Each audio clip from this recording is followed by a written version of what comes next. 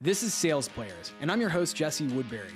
I've spent my career selling for early stage companies, and now I'm on a mission to help reps and operators find tips, strategies, and resources for generating more pipeline, closing more deals, and building wealth in tech sales. To learn more, visit salesplayers.co. What's happening, Sales Players? It's Jesse here, and in this episode, I'm going to do a quick lesson on salary negotiation for the sales players.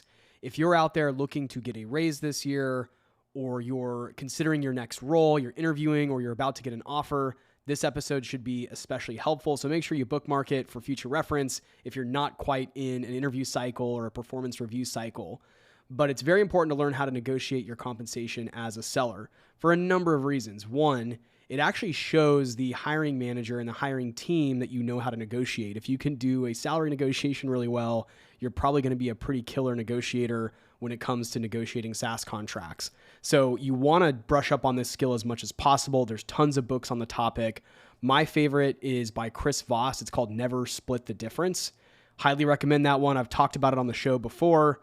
And I've talked about a lot of these concepts before because I've had a few really fantastic mentors who have taught me a bunch about how to negotiate, particularly on the compensation and salary front. But I feel like I've also got a pretty good hold on SaaS contract negotiating as well. And I'll do another episode on that aspect at some point. But let's focus today on the salary side of things. So typically how I start thinking about my salary negotiation is I first start by doing as much research as I can. I want to understand what my market rate is and what the market rate is for the role that I'm interviewing for, or even for my current role. So you really want to try to understand what that is. The best way to do that, in my opinion, is to talk to your peers. You can talk to other people who are doing the same role as you, who have the same title, and try to find out where their base salary's at, what their on-target earnings are, those sorts of things. The other thing you could do is go do some research. There's resources like RepView. There's like salary.com and payscale.com. I personally like to use the Bridge Group. I've talked about the Bridge Group before on the show. It is the company that's owned by Trish Bertuzzi. She's the one that wrote the Sales Development Playbook. It's one of my all-time favorite sales books. And she does a survey every single year. Her company does a survey every single year. They survey thousands of tech companies and reps, and they get averages across the industry in terms of compensation. So I would go and get a ton of research done and make sure you're aware of what your worth is in the marketplace so you can confidently come to the table for your negotiation. From there, what you'll want to do is I'll have a pad and paper, or sometimes like a Word document or something. You could use a napkin if you want to, but basically have some place to write things down. Anytime I do a negotiation call for salary, I've got a pen and paper handy and I'm ready to write things down.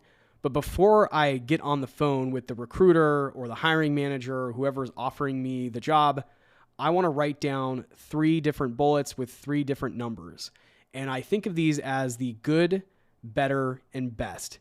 And by the way, I focus as a seller mostly on negotiating the base salary. Typically, you're not going to be able to negotiate the variable because that's a variable. It depends on how much you sell. It's a commission rate that's been structured by the company. So there's not really a lot of use in trying to negotiate your variable compensation.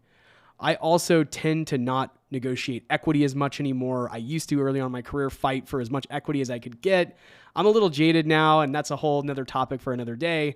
But I tend to think that it's a misuse of your leverage to try to negotiate more options in your option pool because there's so many other factors that go into that. It maybe isn't the best use of the negotiation. Cash is king, and so I'm always trying to get the base salary as high as possible.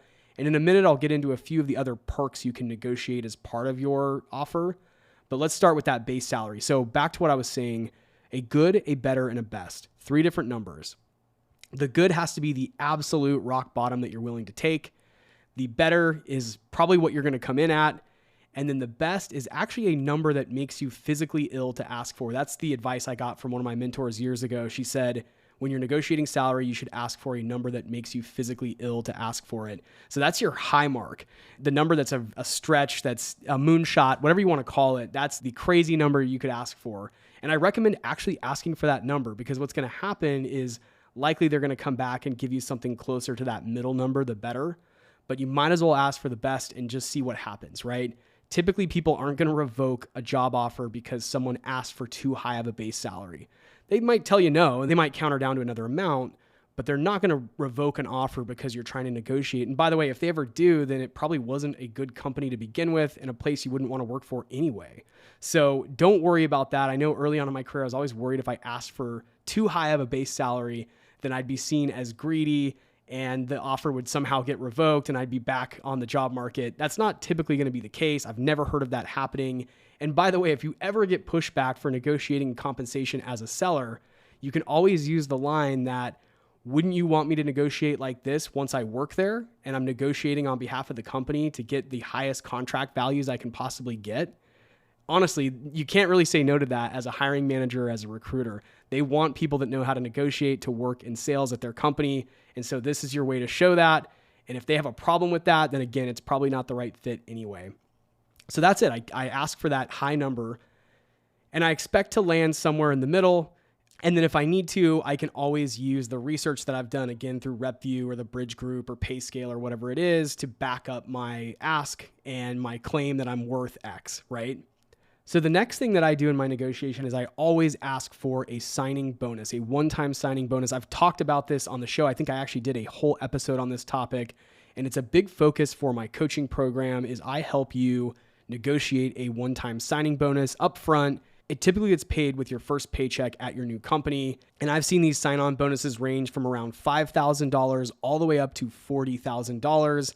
And there's probably people that negotiate higher ones, especially if you're going into an enterprise account executive role or a strategic selling role. The idea behind the signing bonus is that you can take a couple different directions with this. One, you can think of it as sort of a draw that you would get paid to cover the ramp-up period in the role.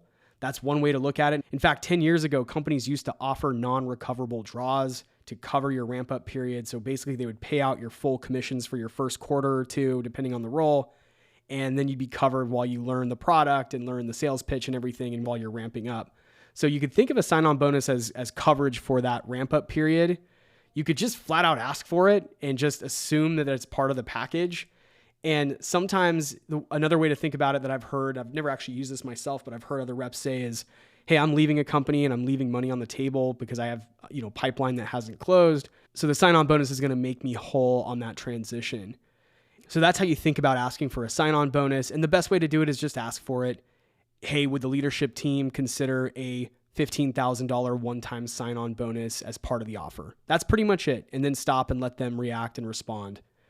So I already talked a little bit about equity. With equity, it can be a little bit of a slippery slope to negotiate it. I do think you should try to ask for as much as you can get, but just know that there are constraints because sometimes the board has to allocate certain shares.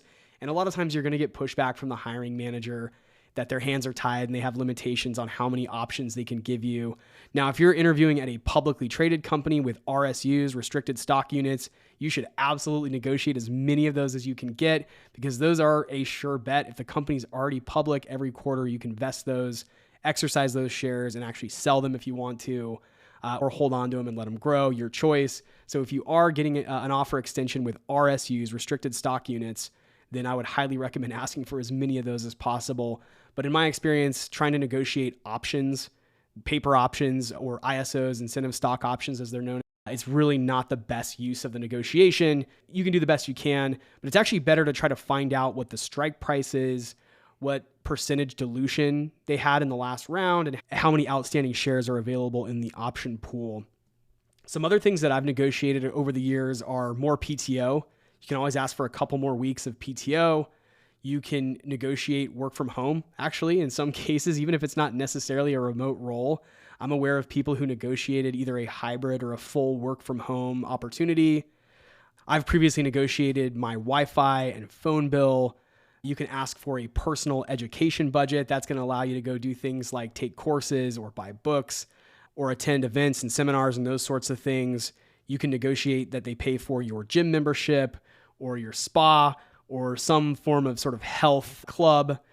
And then the last thing that I've personally never done, but we talked about this on the episode with Devin Hennig, was you can actually negotiate your severance package as well. And a lot of executives will negotiate a 6 or a 9 or a 12-month separation package on the back end of their employment.